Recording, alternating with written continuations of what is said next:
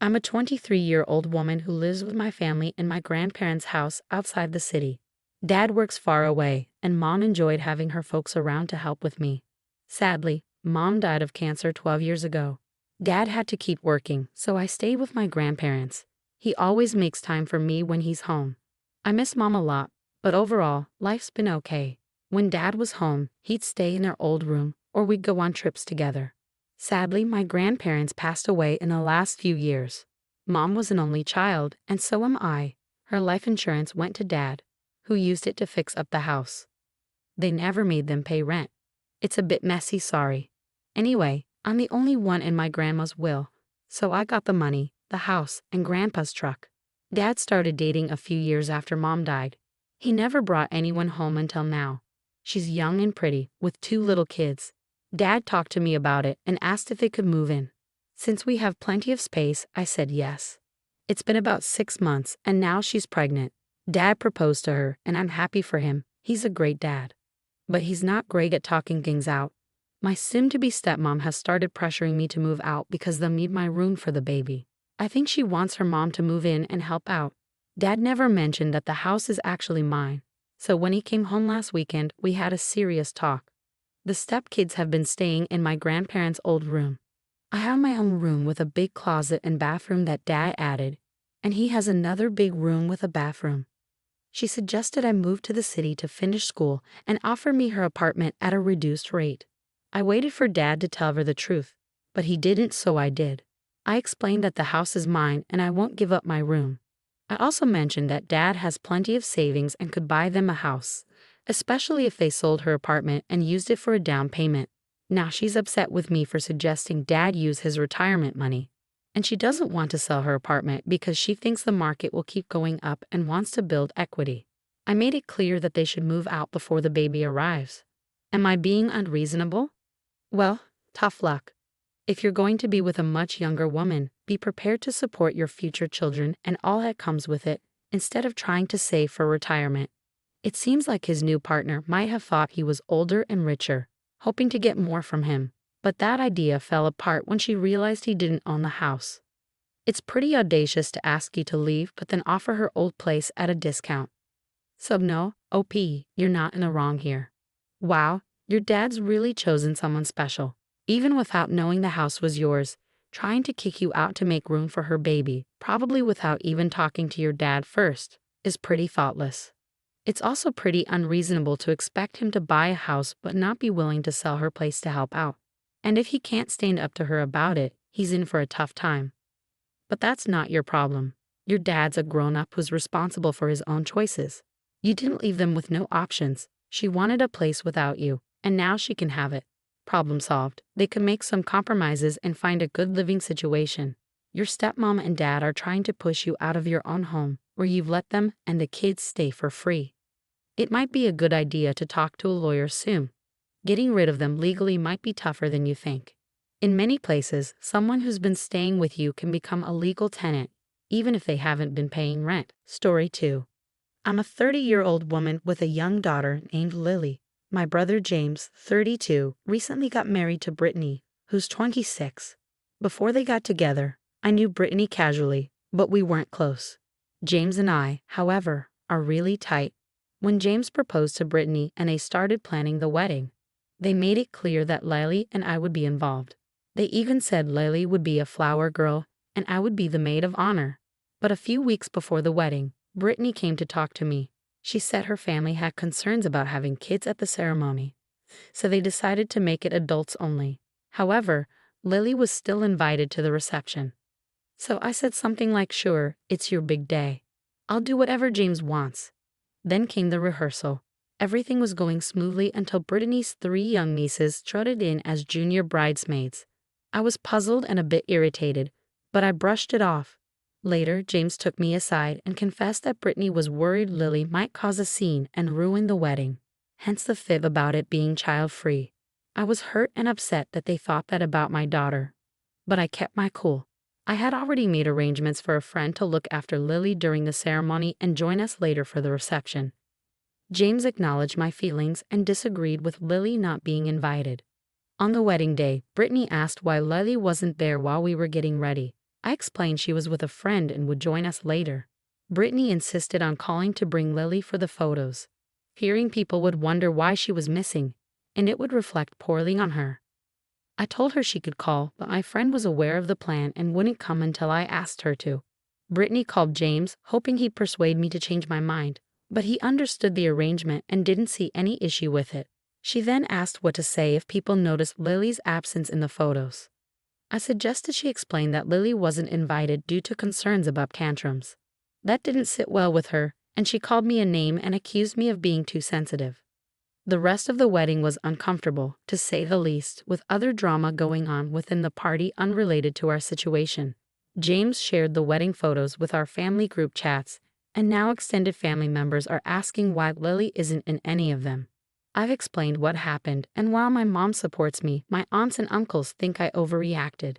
Do you think I'm the one at fault here? What a mess. But honestly, I don't think I am. Why should your daughter be in the pictures if she wasn't invited? But I'm curious, why is your family so worried about her having a tantrum? Is this something that happens often? No, tantrums aren't typical for her. It's really out of character. Originally, I was just a bridesmaid, but some drama led Brittany to make me the maid of honor. The bride and groom made it clear it was their decision who was invited. Lying to you about it was really unfair. They don't have an excuse there. They're trying to make it seem like kids were welcome when Lily was actually excluded. It's their big day, and that should be respected, but it doesn't mean using your daughter for photos or misleading the family about her being invited. Exactly, Brittany got what she wanted. Lily wasn't at the ceremony but was at the reception. Sometimes we need to be careful what we wish for. The photos tell the story perfectly, and when people ask, make sure to mention how Brittany lied about the wedding being child-free. Story 3. I'm a 25-year-old woman married to my 27-year-old husband, and I've been hearing nonstop about this from my in-laws. My husband has a younger sister, Alice, who's 22, and in my opinion, she can be quite difficult. Alice had some health issues as a child, but she managed to overcome them.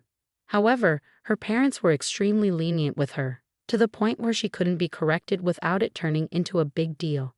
She's lost several jobs because of this, and she doesn't have many friends. She always needs to be the center of attention.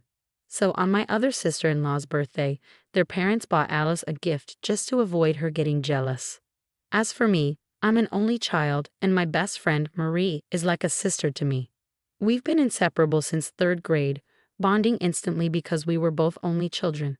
We're fiercely protective of each other. When my husband and I decided to have a summer wedding, I was surprised to see Alice show up wearing a lacy white dress. I might have believed you if you said she ordered it from a wedding catalog. Between the ceremony and the main reception, there was a cocktail hour. I started getting annoyed because so many people kept asking me about Alice.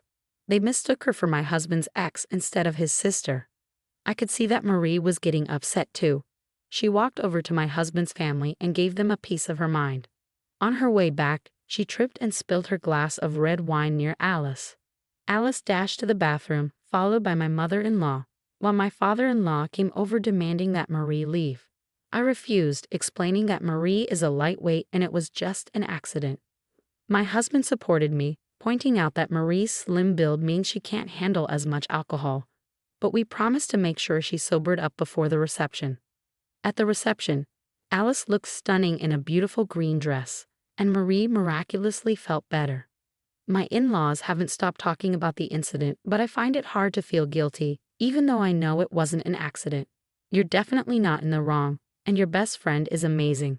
That's true friendship. Don't let your in-laws make you feel bad or guilty. They need to stop coddling Alice and move on from this childish behavior. Maybe it's time to have a frank conversation with them and tell them to grow up. It's great that your husband stood by you. Another approach could have been for him to talk to his sister directly and tell her she needs to change her behavior. I get why he might hesitate, but standing up to his family would show his wife that he's got her back and they're a team. He probably didn't want his wedding day to turn into a scene with his sister throwing a fit in front of everyone. Your in-laws might have enabled her behavior, and your friend was just trying to fix the white dress situation. It's common knowledge not to wear white to a wedding. And since Alice had a backup dress, what's the big deal? And if she ever finds someone to marry her, just wait for the chance to accidentally announce your pregnancy at her wedding. It seems like some people just can't stand to see others shine. My sister-in-law is quite the character. I once saw her shed tears because she didn't get a turkey leg at Thanksgiving dinner when she was just 20.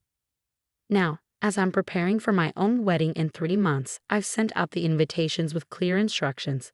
Avoid wearing white, for obvious reasons, and stick to emerald green for the bridesmaids' dresses. I've also requested RSVPs by a certain date, as the reception dinner is quite pricey and I don't want to pay for no-shows. Other than that, guests can wear whatever they like. Kids and families are welcome, and I'm not too fussed about attire, except for those specific colors. Just to give you some background, my sister-in-law is my fiance's sister. While we're not super close, we have an okay relationship, we don't hate each other, and we get along fine. During my fiance's birthday bash, some friends and I got to talking about the wedding plans. They remarked on how laid back I seemed about the rules and how refreshing it was not to feel like they were walking on eggshells. I explained that I just wanted everyone to have a good time, so I didn't want to impose too many restrictions. Later, the girlfriend of one of my fiance's friends showed me the dress she was considering for our wedding and asked for my opinion on whether it was appropriate or did she'd steal the spotlight. It was a bold yellow number, but I genuinely liked it and encouraged her to wear it. I assured her that as the bride, it's not easy to outshine me, and even if someone did, it wouldn't bother me too much. I didn't mean any harm by it, but my sister-in-law took offense and called me pretentious. She was upset because she had strict rules at her own wedding, like no kids and a strict dress code, and we followed them without complaint. I never meant to upset her. I was simply explaining my own wedding plans and the reasoning behind them. But she accused me of subtly undermining her and called me a snake, insisting that if I had something to say, I should say it to her face. Then she stormed out with her husband. My mother-in-law agreed that my sister-in-law overreacted, but she also said I shouldn't have flaunted my laid-back approach, as it may have made her feel bad about her own wedding choices.